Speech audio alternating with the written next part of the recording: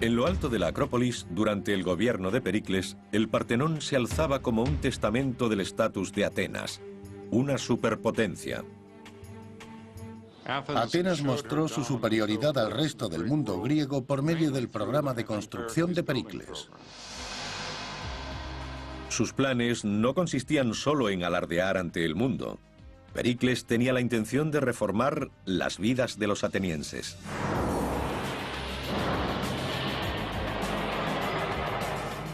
El centro de sus trabajos pasa de los santuarios religiosos a la ciudad.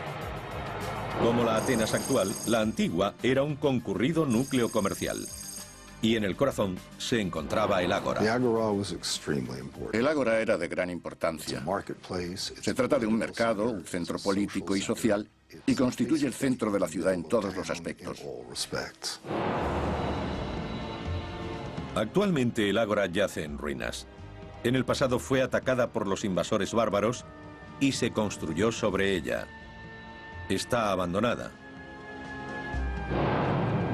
Pero es posible recrear el aspecto que tuvo en la época de Pericles, cuando estos 120.000 metros cuadrados eran el centro de la civilización más avanzada sobre la Tierra. John Camp es una autoridad mundial en la construcción del ágora. Pasó más de 3 décadas intentando reconstruir su aspecto. En esta parcela había calles, templos, un mercado y la primera sede del Senado. El ágora en época de Pericles debía ser impresionante.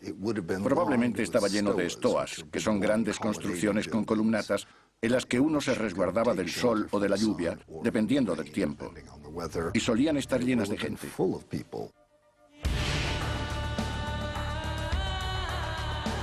Otro asombroso templo fue construido aquí, muy diferente del Partenón, llamado Hefesteion. Estaba dedicado a los artesanos que hicieron realidad la visión de Pericles. Con este gesto, Pericles reconocía la raíz de su poder. Descansaba en el respaldo que recibía de su pueblo. Es uno de los templos mejor conservados de la antigüedad, por lo que cuesta un poco ver el conjunto. Cuando uno se encuentra aquí abajo, puede ver restos de su gemelo virtual que fue levantado en la Plaza Baja. Fue construido en mármol en su mayoría y no se usó argamasa. Las diferentes piezas se unían mediante grapas de hierro, como la que puede verse aquí, o barras del mismo material que encajaban en los agujeros de los otros bloques. Este sería un primer escalón. Y a partir de aquí habría continuado un segundo, por lo que todas estas marcas habrían estado cubiertas. El Hefesteion se alzaba en la entrada del ágora, mientras que en el centro se encontraba la Cámara del Consejo. Para construirla, los obreros nivelaron el suelo, crearon terrazas artificiales y construyeron en la roca. Las técnicas empleadas eran conocidas, pero lo que ocurría en su interior era revolucionario. Este edificio fue la cuna de la democracia. Estos muros de aquí son todo lo que queda de la vieja Cámara de Consejo, construida hacia el 500 a.C. Era un edificio muy sencillo, con paredes de ladrillos y una fachada de columnas orientada al sur, y en su interior una serie de asientos de madera para los miembros del Consejo. El centro de la vida urbana en Roma fue el Foro Romano, en el que se agolpaban las construcciones sin un orden regular. Edificios, monumentos conmemorativos y estatuas llegaron a ser tan numerosos que la vía triunfal que atravesaban el foro solo medía 4 metros de anchura. Al convertirse el foro en intransitable e inútil a sus objetivos primitivos, ferias y mercados, a su alrededor diferentes emperadores ordenaron construir otros foros, con los que se establecía una nueva distribución urbanística y al mismo tiempo les servían de propaganda política. El primero en construirse fue el foro de Julio César, presidido por el templo de Venus Genitrix, mítica antepasada de la familia Julia. Augusto levantó su foro perpendicularmente al de César, destacando las 2 exedras que tenían sus lados mayores. Para comunicar el foro primitivo con el popular y comercial barrio de la Subura, Domiciano ordenó la construcción del foro transitorio, siendo inaugurado en el año 97 por Nerva. A su derecha se levantaba el Templo de la Paz. El más importante de los foros imperiales es el de Trajano, Comprendía un pórtico, la Basílica Ulpia, una biblioteca y el templo de Trajano. Los edificios se organizaban siguiendo un eje de simetría que tenía los extremos en la estatua del emperador y en su célebre columna. En la zona norte del patio se encontraba el mercado, edificado en planta semicircular. En la época de Trajano, Roma era una metrópolis densamente poblada de 1 millón de personas y que seguía creciendo. Por este motivo encargó realizar un nuevo foro, más grande que todos los de sus predecesores juntos. Trajano no es que tuviera tanto dinero, pero los ingenieros, los albañiles que ponían el hormigón y todas esas personas estaban en su mejor momento. Podían conseguir hacer cosas mejores y en menos tiempo que en ninguna otra época. El hombre al que encargaron el diseño del foro de Trajano era otro extranjero, Apolodoro de Damasco. Apolodoro era un arquitecto griego que había diseñado puentes militares para Trajano durante sus batallas con Dacia. Durante aquella guerra había demostrado ser un genio de la arquitectura. Ahora Apolodoro se enfrentaba a un nuevo reto: la falta de espacio donde ubicar las grandes ideas de Trajano. Por supuesto, igual que en el actual urbanismo, la ubicación de los edificios es algo crucial. Por lo tanto, si un emperador quería construir una estructura en una determinada ubicación y tenían que arrasar ese lugar, pues tendrían que hacer exactamente eso.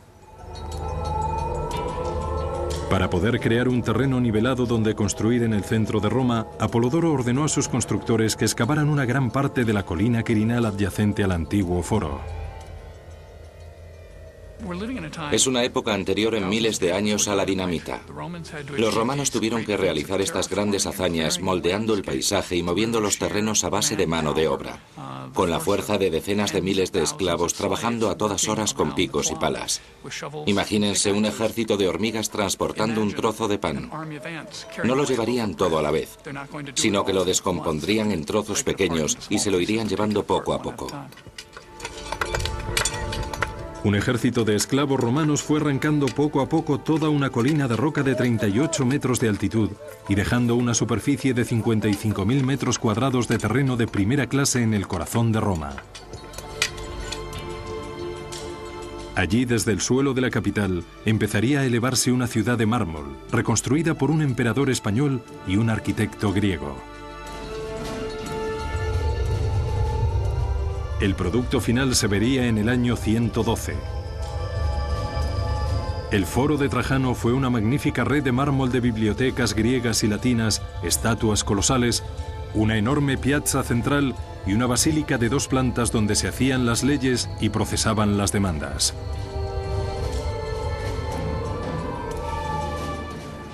Ir al foro de Trajano tuvo que ser una experiencia increíble para cualquier romano. Entrarías en la basílica, el edificio más grande construido en la Roma de aquella época. Estaba remachado en mármol, inundado de luz, y luego llegarías a la plaza, donde mirando a tu alrededor verías la monumental estatua ecuestre de Trajano. Debió haber sido una experiencia asombrosa.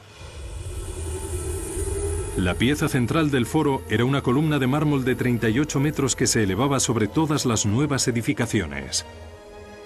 Esta columna aún sigue hoy en pie.